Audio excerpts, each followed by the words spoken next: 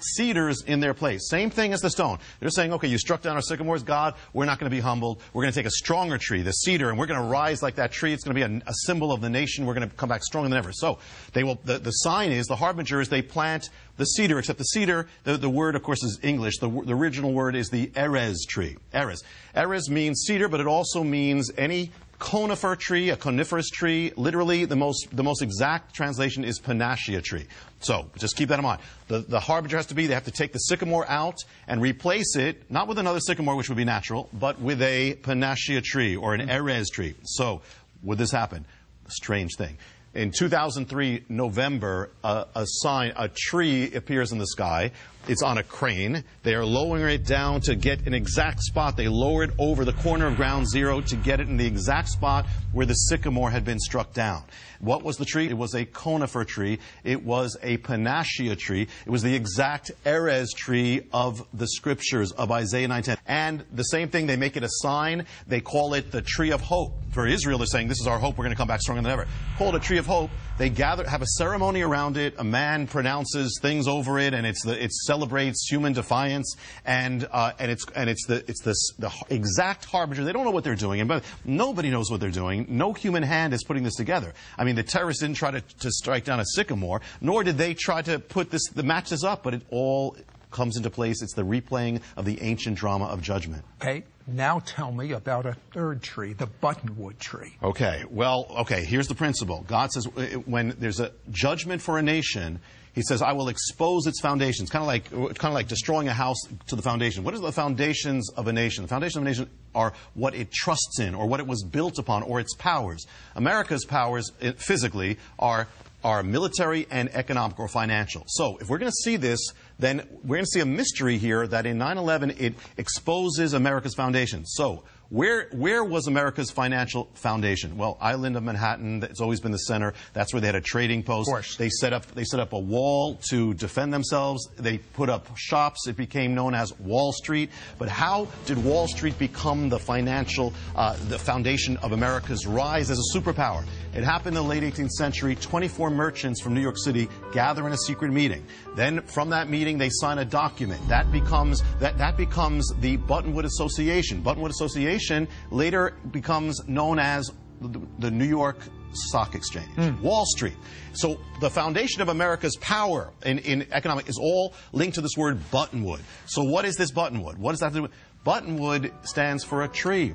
And it was a tree. Why? Because there was a tree that stood in Wall Street that they did their business. They signed the document under. So the foundation of American power in finance is linked to this Buttonwood. And many people on Wall Street know this. So what kind of tree was it? It was the sycamore. The same as the sixth harbinger that was struck down on 9/11. This was the symbol of the striking down of the financial power of America. And not only that, signs appear. They make this bronze statue of the fallen sycamore, of the roots, a symbol of uprootedness, and they place it not on ground zero, they place it on Wall Street. So now on the place that is the foundation of America, of its power financially, on the place that was symbolized by a sycamore tree living, the rise of America, now is a symbol of a dead, uprooted sycamore tree struck down by 9/11, the sign, I will expose its foundations. If America does not turn back, America will lose its financial place in the world. Progressive judgments. Wait till you hear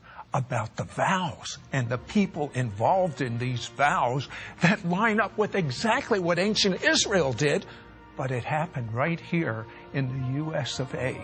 Don't go away. Be right back. We'll be right back to It's Supernatural. America, like ancient Israel, has also largely departed from God. On September 11, 2001, the World Trade Center was reduced to ashes. America was dedicated to God in New York City. The government of America first convened as a government after the inauguration on the corner of Ground Zero.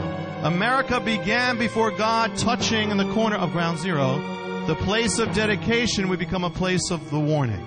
In fact, you can go there today and you can find a famous statue of George Washington. It was in this building, this chapel, that George Washington prayed for God's mercy. That if the nation turned away from God, the favor of God would lift. That is on the corner of Ground Zero. We now return to It's supernatural. Hello, Sid Roth here with Rabbi Jonathan Kahn. We're finding out the most fascinating. Jonathan, God has really gifted you with a gift of revelation. But when I think about you, you have a prophetic edge to the scriptures. Have you been like this for a long time? I guess I have. I don't know how. I can't say how these things happen. God just led me. It was one thing after the other. Okay. Yeah. Isaiah chapter 9, verse 10 lists 9 harbingers, warnings, progressive warnings from God. And he's saying, stop. Come to your senses. I want to bless you. You started on the foundation of my love and my calling, he says to Israel. And he says that to the United States of America, too. I do not want to destroy you. But I want to understand the vows that this is so phenomenal. Explain this. Yeah, everything goes according to Isaiah 9:10, the key of a nation's judgment. And so now in America, here's what happened in ancient Israel. This harbinger now is the vow itself, and that is the actual proclaiming or speaking of the vow of defiance, Isaiah 9:10. So here's the thing. Who would have said it? The leaders had to have said it, because it wouldn't be significant if it wasn't the leaders. It represents the nation, represents we are not going to turn back to you, God. We're going to rebuild. We're going to come back stronger than ever, Isaiah 9:10. So what has to happen for this harbinger to manifest now in America is that a leader, a national leader, has to say the vow, has to actually utter the ancient vow, has to happen in the capital city. That's where they would have said it in ancient Israel, in the capital city, and has to be done publicly. So could this have happened? The problem is, what national leader is going to want to pronounce judgment on America? Of course. And no one would intentionally. So here's what happened. Amazing. On the 3rd anniversary of 9/11, this is September 11th, 2004, in the capital city, Washington, at a public setting, the vice presidential candidate for the office, the Democratic ticket, he rises up. This is John Edwards. This is John Edwards. Okay. He rises up and he begins a speech. He's supposed to be talking about 9/11 and he thinks it's going to be inspiring. And this is what he says. Today, on this day of remembrance and mourning, we have the Lord's word to get us through. Then he says it. The bricks have fallen, but we will rebuild with dressed stones. The sycamores have been cut down, but we will put cedars in their place. He actually gives the vow of judgment on a nation. He doesn't know what he's doing, but he's actually pronouncing judgment. So it's like a replay of what happened in ancient Israel is happening in the United States. It's exactly. And out of 30,000 scriptures, that you choose from for inspiring, you don't choose this one. And in fact, people don't even know this one. He says it. This is the vow that pronounces judgment, and it's identifying America as the nation under judgment, turning away from God. And he doesn't only do that. He builds his whole speech around this. He goes on to say, we are putting cedars up. We are speaking favorably. We are putting up the stones, and those cedars shall rise with those. He goes on and on. The whole speech is Isaiah 9:10, and he has no idea. He's speaking figuratively. He has no idea. Actually, there was a tree, the sycamore. There actually was this replay. All these things happened. He has no idea. He's being a prophet and doesn't realize it. But it's a prophet of judgment. And what I find interesting is, shortly thereafter, he fell into disgrace. Now, there was a second vow. Yes. Now, the other harbinger, this is the vow, is also a prophecy. It's spoken before these things happen. It says, we will do this. So Israel said it before it would happen. Also becomes a matter of national record through Isaiah. It becomes part of Isaiah. So, for this to happen, same thing. It's got to be a leader, capital city, but spoken before these things happen. In other words, right soon after the event, and it becomes a matter of national record. It speaks prophetically. So, could this have happened? Amazing. On the day after 9/11, the very day, that morning, America has to give its response to the world. So this is really significant prophetically. This is the response of America to this judgment or this calamity. So what happens? The man appointed to do this is the Senate Majority Leader, the head of the Senate. Senate represents the nation, and he is Tom Daschle. And he is to come up and he's the man appointed. He gives the thing, and he gives a speech, and here's what happens.